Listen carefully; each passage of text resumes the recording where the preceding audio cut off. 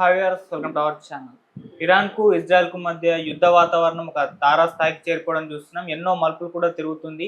ఒకవైపేమో America ఇజ్రాయెల్కు మద్దతు తెలుపుతూ ఇరాన్కు warning ఇస్తుంది. మరోవైపేమో పాకిస్తాన్, యెమెన్ లాంటి కొన్ని కంట్రీస్ ఏమో అటు ఇరాన్కు మద్దతు తెలుపుతూ ఇజ్రాయెల్కు వార్నింగ్ ఇస్తున్నాయి. సో ఇప్పుడు యుద్ధ రంగంలో ఎన్ని దేశాలు పార్టిసిపేట్ చేయడం మనం చూస్తున్నాం. మరి ఇది ఎటువంటి పరిస్థితులకు దారి తీయొచ్చు? ఇది అంతకుముందు అనుకున్నట్టు మూడో ప్రపంచ యుద్ధం వైపు ఏమన్నా దారి తీసే పరిస్థితులు కనిపిస్తున్నాయా? సో ఇది ఎక్కడి వరకు వెళ్తుంది? ఇప్పుడు ఇదే అంశం మీద డిస్కస్ చేయడానికి ప్రజెంట్ మనతో పాటు సీనియర్ జర్నలిస్ట్ అరవింద్ కొల్లి గారు ఉన్నారు. వారిని అడిగి తెలిసిన ప్రయత్నం అయితే చేద్దాం. సార్ నమస్కారం. సార్ సార్ చూస్తూ ఉన్నాం, భీకరమైన దాడులు చేసుకుంటూ వస్తున్నాయి, మిసైల్ ప్రయోగించుకుంటున్నాయి ఇజ్రాయెల్ కానివ్వండి, ఇరాన్ కానివ్వండి. మేము ఓన్లీ మిలిటరీ వాళ్ళపైన యుద్ధం చేస్తున్నాం, మిలిటరీ వాళ్ళపైన మిసైల్ అటాక్ చేస్తున్నామని ఇజ్రాయెల్ ప్రకటించుకుంటుంది.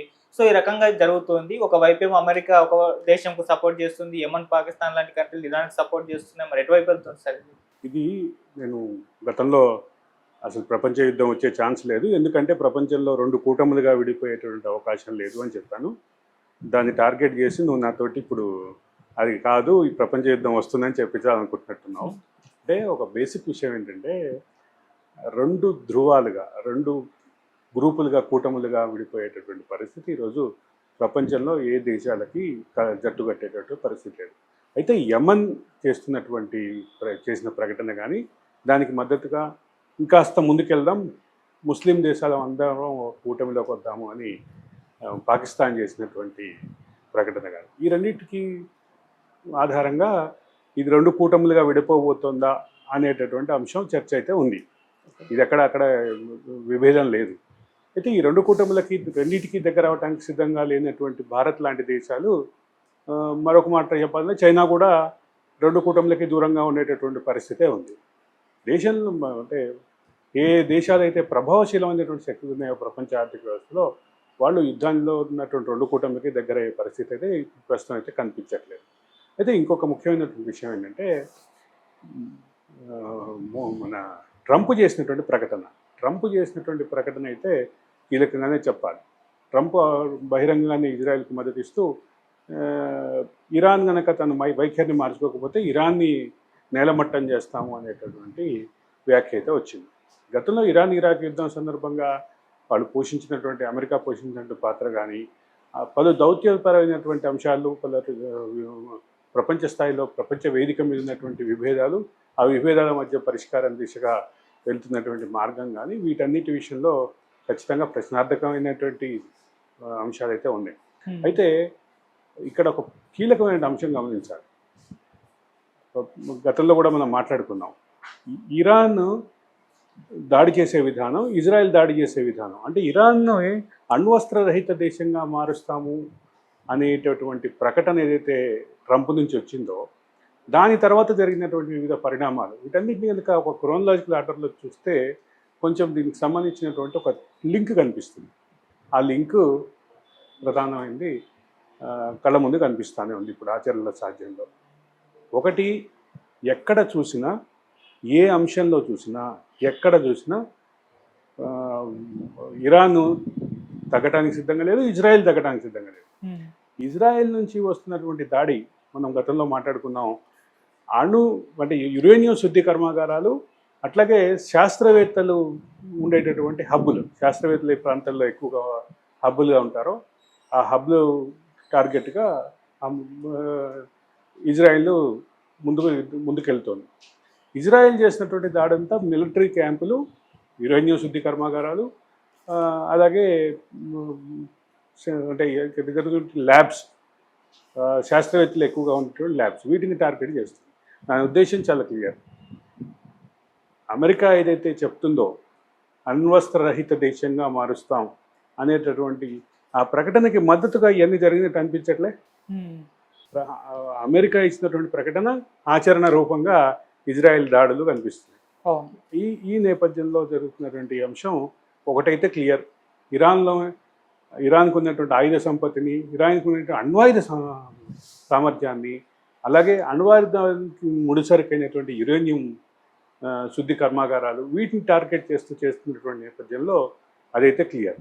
అదే సందర్భంలో ఓపెక్ దేశాలన్నీ కలిసి ఉండాలన్న వాదన ఒక పక్కన ఉంటే, ముస్లిం దేశాలన్నీ కలిసి ఉండాలన్న వాదన కూడా ఇప్పుడు మొదలైంది. కాబట్టి ప్రపంచంలో ముస్లిం దేశాలుగా ఉన్నటువంటి దేశాల మధ్య విభేదాలు ఉన్నాయి. ఇరాన్ ఇరాక్ మధ్య ఆ, ఒక అంటే సిమిలారిటీ కానీ సారూప్య భావం కానీ లేదా కలిసి ఉండాలనేటువంటి పరిస్థితి కానీ ఉందా? అది లేని పరిస్థితుల్లో పాకిస్తాన్ చుట్టుపక్కల ఉన్నటువంటి మిగతా దేశాలు కూడా పాకిస్తాన్ తోటి ఎవరు కలిసి వస్తారా లేదా అన్న అనుమానాలు ఉన్న నేపథ్యంలో పాకిస్తాన్ ఇచ్చినటువంటి పిలుపు, అది ఇచ్చారని చెప్పబడుతున్నటువంటి పిలుపు, ఆ పిలుపుకి ప్రతిస్పందన కూడా ఎక్కడ మనకి సానుకూలంగా కనిపించని పరిస్థితి ఉంది. అయితే అదే సందర్భంలో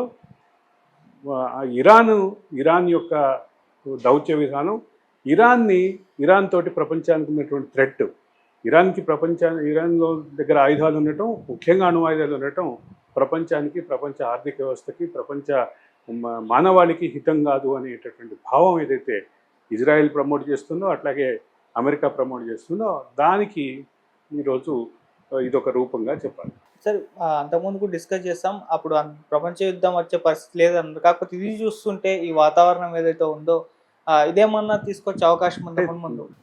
నీ మనసులో ఉన్న ప్రశ్న ఏంటంటే, నీ మనసులో ఉన్న ప్రశ్న నేనే క్లారిటీగా చెప్తా. ప్రపంచం అంటే ముస్లిం దేశాలు, ముస్లిమేతర దేశాలుగా ప్రపంచంలో దేశాలు విడిపోయి ప్రపంచ యుద్ధం జరిగే అవకాశం, అంతే కదా నీ ఉద్దేశం? అదే కదా. అది ఇవాళ స్టేజ్లో ముస్లిం దేశాల మధ్య కూడా అంతరాలు ఉన్నాయని నేను చెప్తున్నా.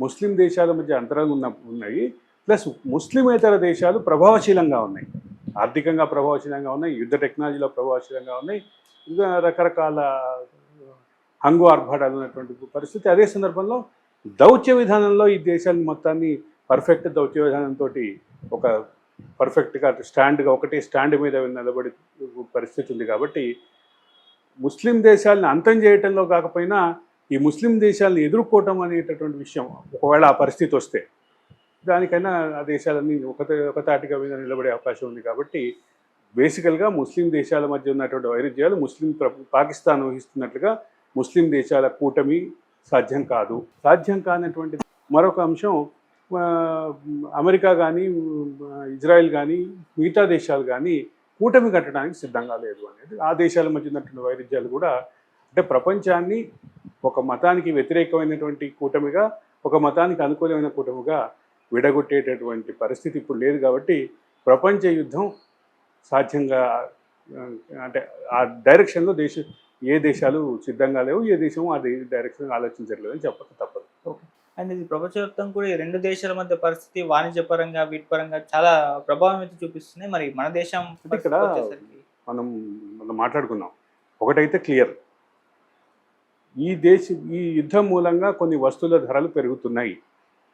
అందులో మొదటిది ఇది ఆయిల్ దేశాల్లో మధ్య జరుగుతున్నటువంటి వారు ఏ డైరెక్షన్లో వెళ్తుంది, ఆయిల్ ముడి చమురు ధరలు పెరగడానికి కారణం అవుతుంది, ఇది క్లియర్. తర్వాత బంగారం రేట్లు పెరగబోతున్నాయి, ఇంకా భారీగా పెరగబోతున్నాయి, ఇది క్లియర్. తర్వాత మన సుగంధ ద్రవ్యాలు, అట్లాగే మసాలా దినుసులు, ఇటువంటి వాటికి ఇరాక్ చాలా పెద్ద ప్లేస్ కాబట్టి పెద్ద పండించేటటువంటి స్థాయిలో, కానీ అదే సందర్భంలో వాటి ఎగుమతుల్లో కూడా అగ్రస్థానంలో ఉంది. కాబట్టి వాటికి సంబంధించినటువంటి ధరలు కూడా పెరిగేటువంటి అవకాశం అయితే ఉంది. ఒకటైతే క్లియర్, ఆసియా ఖండంలో ఈ ఉద్రిక్తతలు రావడానికి కారణాలు ఏమన్నా, ఈ ఉద్రిక్తతలు మరింత బలపడితే మాత్రం ఇది ఒక ప్రతికూలమైనటువంటి ఫలితం అయితే వస్తుంది. బట్ ప్రపంచ యుద్ధం దాకా వెళుతుందా లేదా అనేది హైపోథెటికల్ క్వశ్చనే. ఆ క్వశ్చన్కి ఇప్పుడు ప్రాథమికంగా అయితే అందుకు ఏ దేశాలు రెండు కూటమిలుగా ప్రపంచం విడిపోయే పరిస్థితి లేదు అనేది ప్రాథమికమైనటువంటి అభిప్రాయం. మరింత మార్పుల తర్వాత దీంట్లో కూడా ఈ అభిప్రాయాన్ని కూడా మార్చుకోవాల్సిన పరిస్థితి వస్తారా లేదా అని చూద్దాం. Okay, thank you so much.